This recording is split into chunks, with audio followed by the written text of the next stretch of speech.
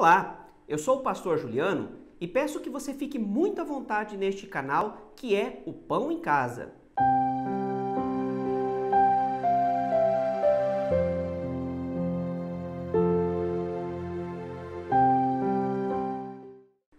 Muito bem, meu querido, minha querida, que bom que você está aqui conosco para juntos, mais uma vez, meditarmos na palavra do Senhor através dos personagens que estavam presentes no sacrifício de Cristo Jesus, dos personagens ao redor da cruz. E hoje nós vamos falar sobre José de Arimateia, que a sua vida tem muito a nos dizer nos dias de hoje. Mesmo já tendo passado este fato há mais de 2000 anos atrás, sua história continua sendo inspiração para as nossas vidas e motivo de aprendizado no crescimento da vontade de Deus. Mas antes, quero pedir que, se você ainda não é inscrito, se inscreva em nosso canal. Se você está chegando aqui pela primeira vez, se você recebeu esse vídeo de uma outra pessoa, de alguém que te quer muito bem, compartilhou essa palavra com você, então se inscreva aqui no canal para que você possa receber outros conteúdos como este. Peço que você deixe o seu like para que o YouTube possa entender que você gostou deste conteúdo e quer continuar recebendo os próximos estudos que nós vamos estar disponibilizando neste canal. Peço também que você compartilhe essa mensagem com outras pessoas, com seus amigos, parentes, colegas, no seu WhatsApp, no seu Facebook, nas suas mídias sociais, para que esse estudo possa alcançar o maior número possível de pessoas e assim podermos abençoar o maior número possível de vidas. Assim como nós temos sido abençoados semana após semana, que outras pessoas também possam ser alcançadas e igualmente abençoadas pela palavra do Senhor. E para começar a nossa reflexão, vamos àquela famosa perguntinha que é um tanto incômoda, mas um incômodo no bom sentido, que nos leva a refletir, a perceber se há coisas em nossas vidas que precisam mudar, né? E a pergunta de hoje é: você tem orgulho ou vergonha de ser cristão? Você é uma pessoa que assume facilmente diante dos seus queridos, das pessoas que estão ao seu redor, que você tem amor por Cristo Jesus, que é cristão? Ou você é um agente secreto do reino de Deus que tenta esconder de toda e qualquer forma o seu relacionamento com Cristo Jesus? Eu quero pedir que você esteja segurando essa pergunta, pensando, meditando nela ao redor de todo o estudo e, ao final, que você possa trazer uma resposta honesta para si mesmo. Como tem sido a sua vida, a sua caminhada com Deus? De uma testemunha de Cristo ou de um agente secreto do Evangelho?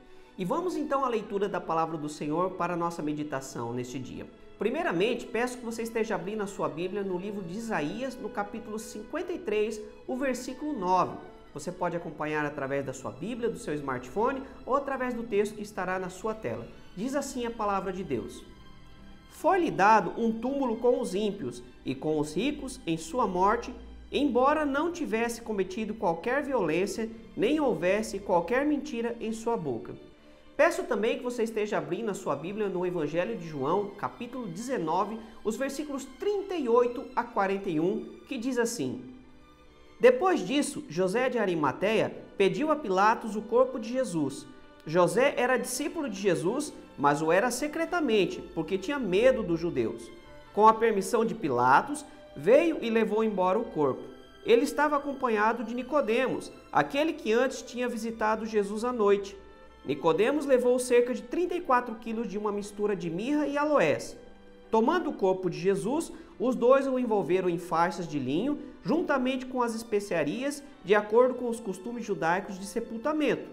No lugar onde Jesus foi crucificado, havia um jardim, e no jardim um sepulcro novo, onde ninguém jamais fora colocado. Antes de meditarmos, peço que você esteja abaixando a sua cabeça, fechando os seus olhos e vamos orar.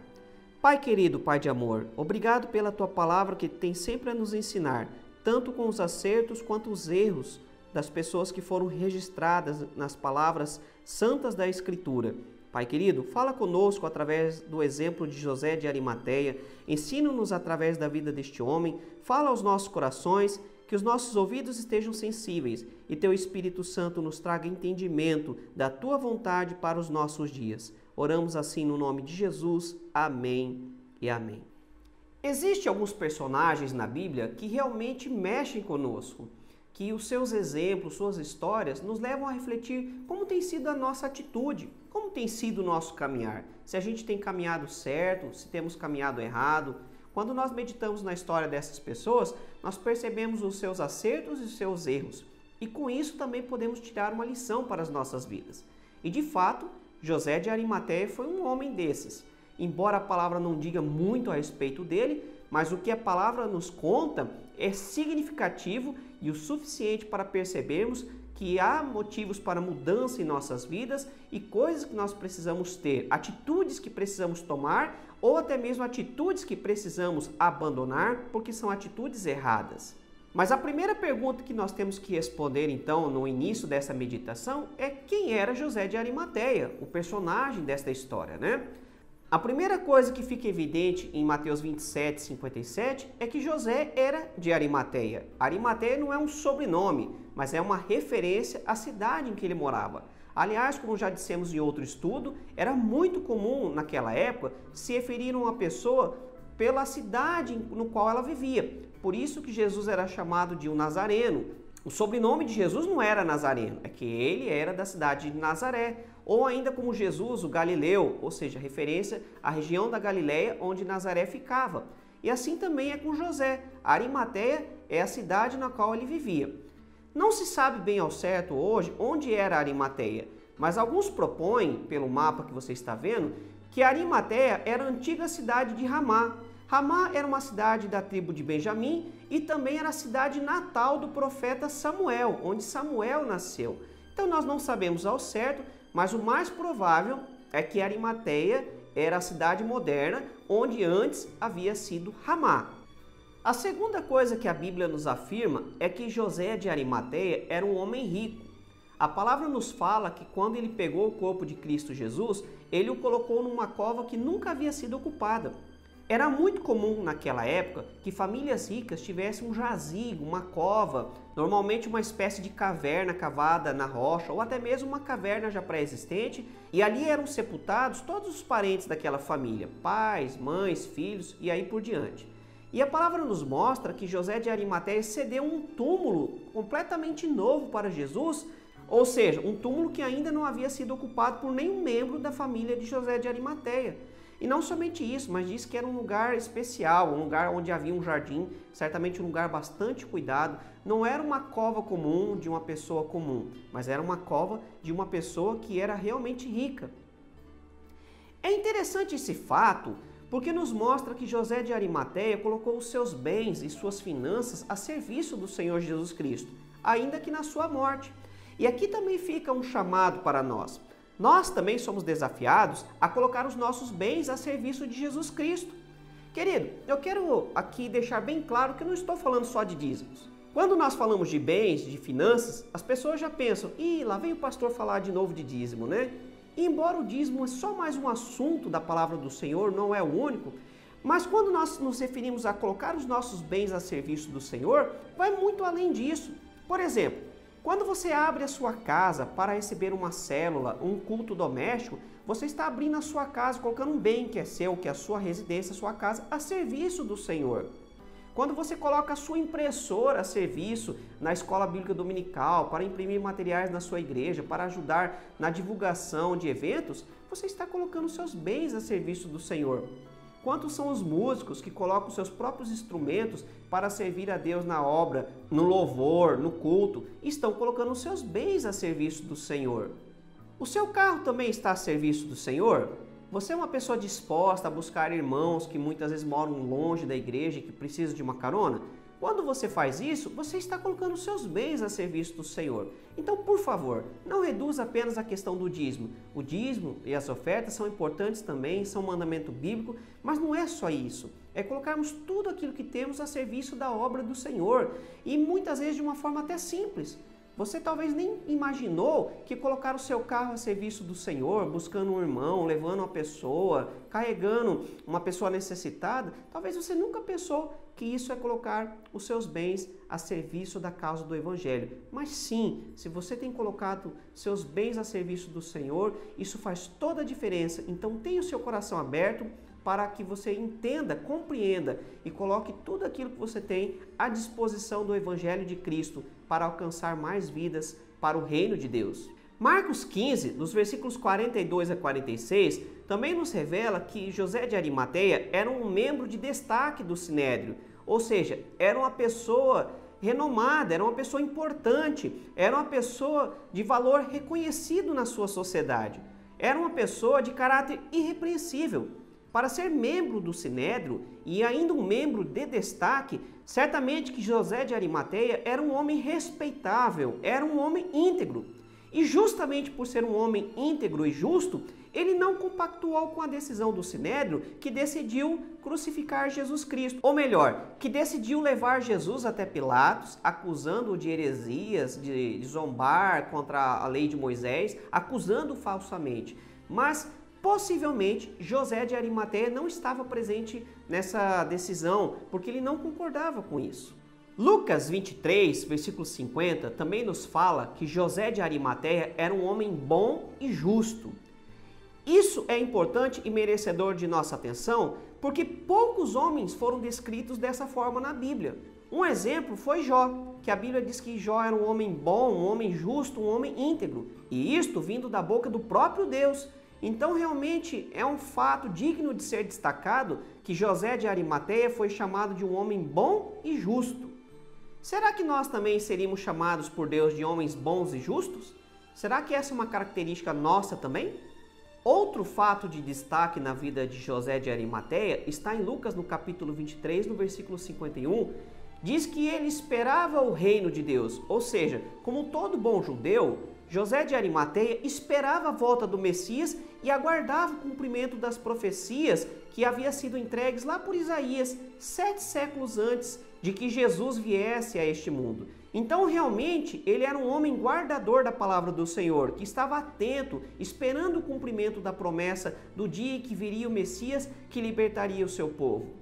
Lucas, no capítulo 23, no versículo 51, também nos revela que José de Arimateia não tinha consentido na decisão dos outros membros do Sinédrio, ou seja, ele não compactuou com as falsas acusações contra Jesus Cristo. José de Arimateia não compactuou com o que estava acontecendo. Ele viu que Jesus estava sendo julgado de uma forma injusta, sem que ele fosse ouvido, sem que se desse a oportunidade de Jesus se defender.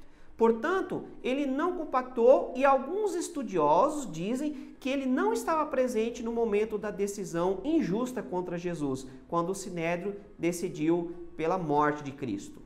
Até aqui nós percebemos que de fato José de Arimateia era um grande homem, uma pessoa de valores, uma pessoa que realmente tinha um grande coração, um homem justo, um homem correto, mas nem tudo eram flores na vida de José de Arimateia. É importante nós descrevermos também que José de Arimateia foi um discípulo oculto, ou seja, que por muito tempo ele escondeu que era discípulo de Jesus Cristo. Vejamos o que João 19,38 nos diz. Depois disso, José de Arimateia pediu a Pilatos o corpo de Jesus. José era discípulo de Jesus, mas o era secretamente, porque tinha medo dos judeus. Então é fato que José de Arimateia havia crido no Evangelho de Cristo, na mensagem que Cristo Jesus havia pregado. De fato, ele era um discípulo, de fato, ele tinha crido nas palavras do Mestre. Mas até aqui ele estava trabalhando por baixo do pano, de uma forma secreta. Ele ainda não havia assumido publicamente que ele era seguidor de Cristo Jesus. Não é à toa que Tom Houston nos diz que José de Arimateia era conhecido como o discípulo do crepúsculo, porque até então ele não havia feito nada, exceto no momento de escuridão, ou seja, ele só havia agido até o momento à noite. Nenhuma vez ele tinha feito isso de uma forma clara, ou melhor ainda, em plena luz do dia. Ele só tinha feito na obscuridade e literalmente em momentos de escuridão, ou seja, momentos noturnos. A pergunta que nós nos fazemos neste momento é por que será que até então José de Arimateia não tinha se revelado como discípulo de Cristo? Por que ele mantinha isso em segredo? Por que ele seguia o Mestre, mas de forma escondida, sem revelar claramente quem ele era? Nós vamos aqui observar alguns possíveis motivos.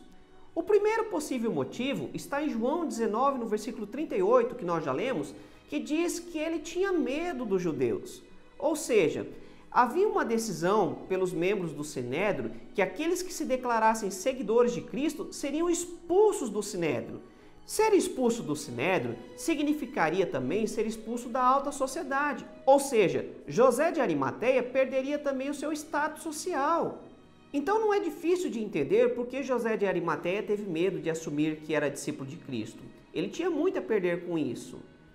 Em João 12,42, a palavra também nos mostra que muitas outras autoridades judaicas haviam crido em Cristo Jesus, mas não se declaravam discípulos, ou seja, faziam isso de forma oculta, porque também tinham medo de sofrer algum tipo de represália, de serem expulsos do sinédrio ou das sinagogas. Um exemplo deste foi Nicodemos.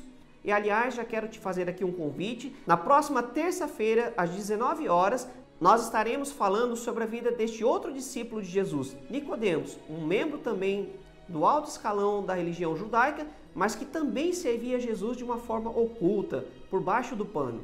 A palavra também nos fala que Nicodemos foi aquele que ajudou José de Arimateia a levar Jesus para o túmulo, que ajudou no preparo, e na próxima semana nós vamos falar maiores detalhes, mas ele esteve envolvido diretamente nessa cena. Embora ele fosse discípulo oculto, ele também ajudou José de Arimateia a colocar o corpo de Cristo num lugar apropriado.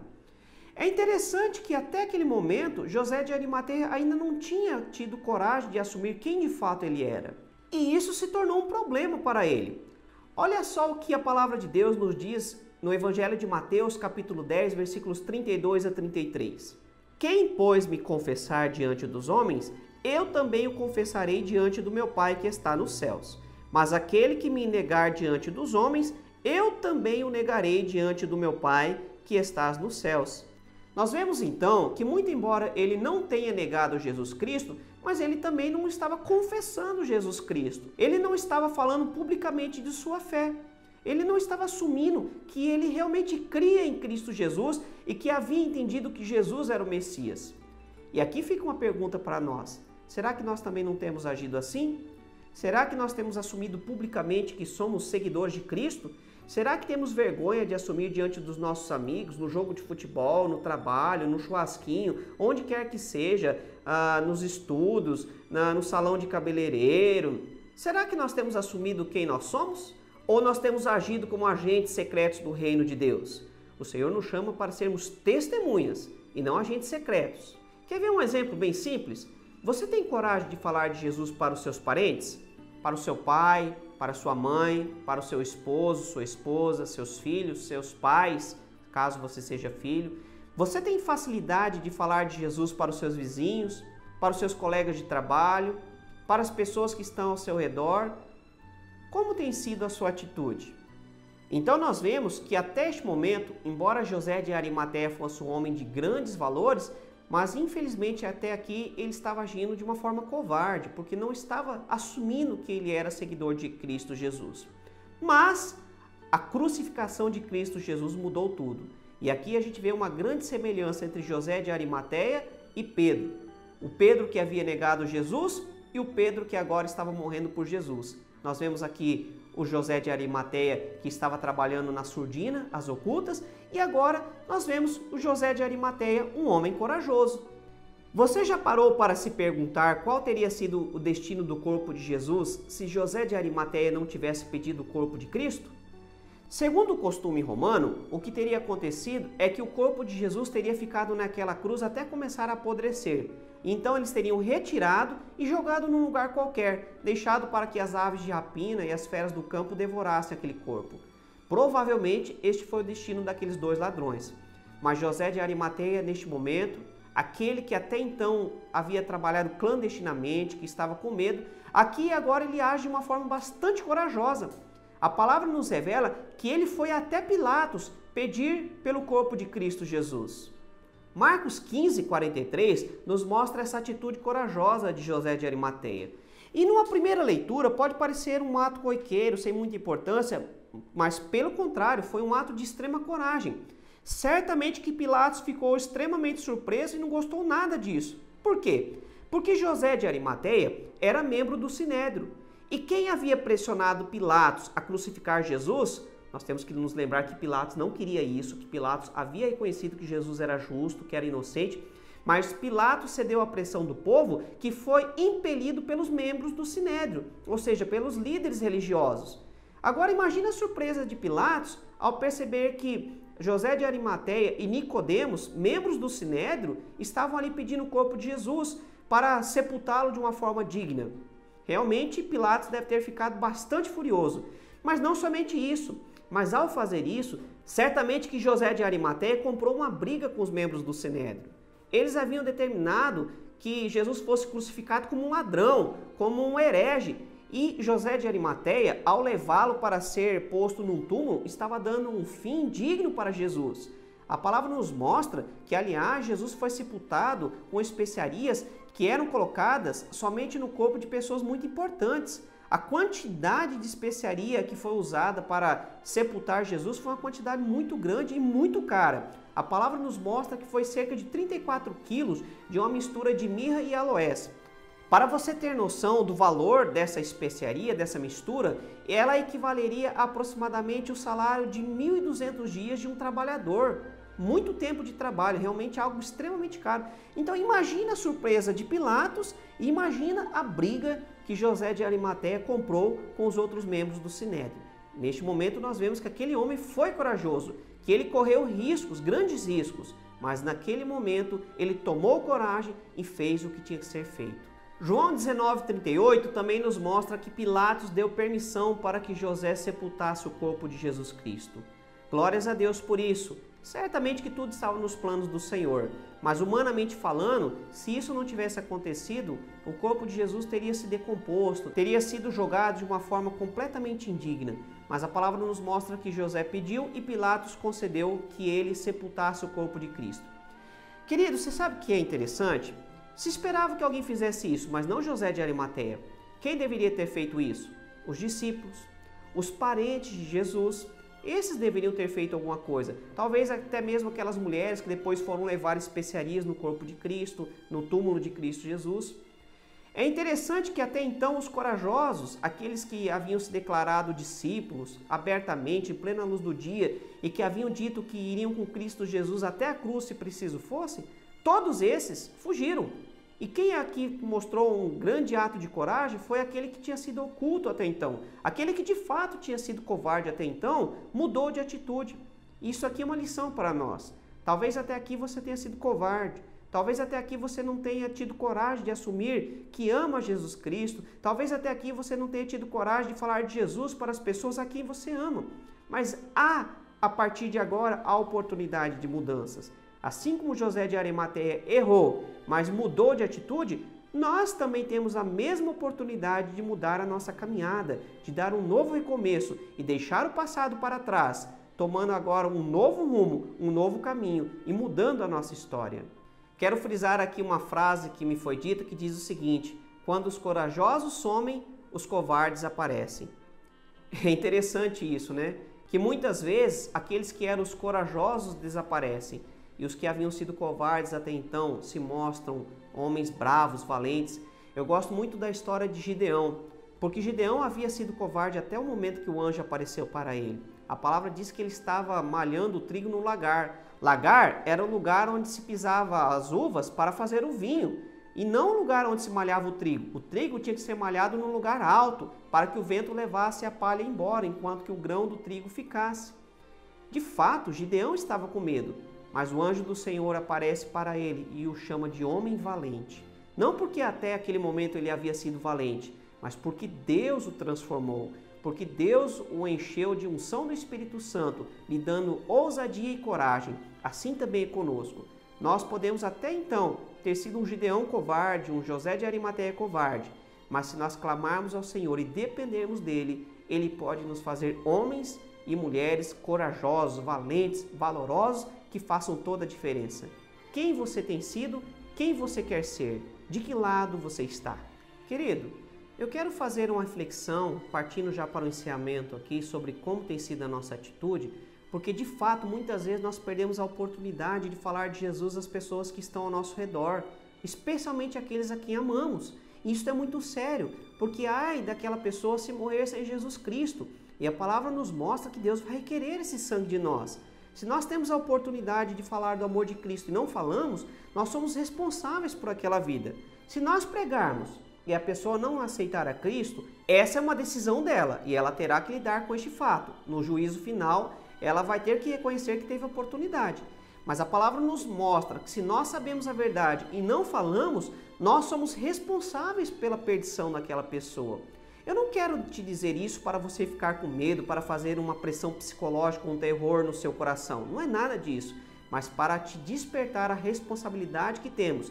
Temos o privilégio de sermos alcançados pela graça de Cristo, mas também temos a responsabilidade de pregar essa palavra na esperança de que outros também sejam alcançados, como nós também fomos. Querido, muitas pessoas estão morrendo ao nosso redor de Covid nesses dias. Quantas pessoas estão tendo a sua vida ceifada? Não só de Covid, afinal existem outras doenças também. Quantas pessoas morrem hoje de câncer? Quantas pessoas estão morrendo nesse instante por violência, por um tiro, por uma bala perdida? Pessoas que estão morrendo em acidentes, pessoas que estão morrendo do coração, pessoas que estão morrendo de tantas doenças, de tantas formas, das mais variadas formas. O fato é que nós temos que pregar essas pessoas porque nós nunca sabemos quando será o dia delas. Talvez essa seja a última oportunidade.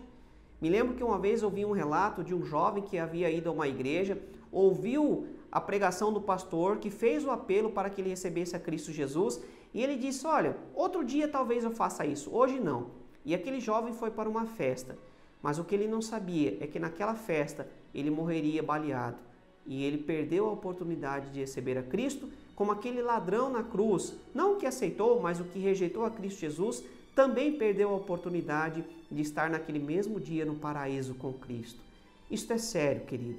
Nós precisamos falar do amor de Cristo. Vão zombar de nós? Talvez. Vão nos perseguir? Talvez. Vão receber a Cristo Jesus? Talvez. Isso não compete a nós. O que compete a nós é sermos testemunhas do Evangelho, sermos aqueles que vão falar do amor de Deus às pessoas, como um dia nós também fomos alcançados por este amor, por essa graça. Hoje é o dia de você assumir que você é discípulo de Cristo e de mostrar a sua lealdade a Cristo Jesus acima de qualquer coisa. Não seja só um cristão de teoria, mas seja um cristão de fato, um cristão que cumpre com o seu chamado de ir e pregar o Evangelho a toda criatura, aqueles a quem o Senhor nos permitir.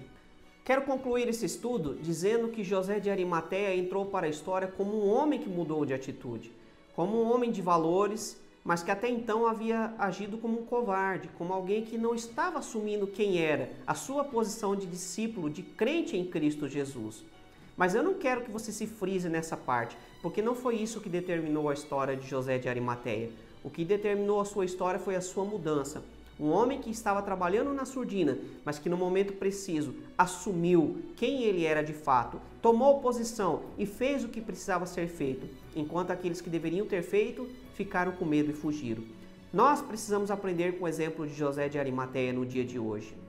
Enquanto José de Arimateia esteve oculto, ele ficou parado, estava numa completa inércia, mas quando ele assumiu, ele então se mostrou um homem de valor, se mostrou um homem de atitudes e fez aquilo que ninguém fez o que precisou ser feito.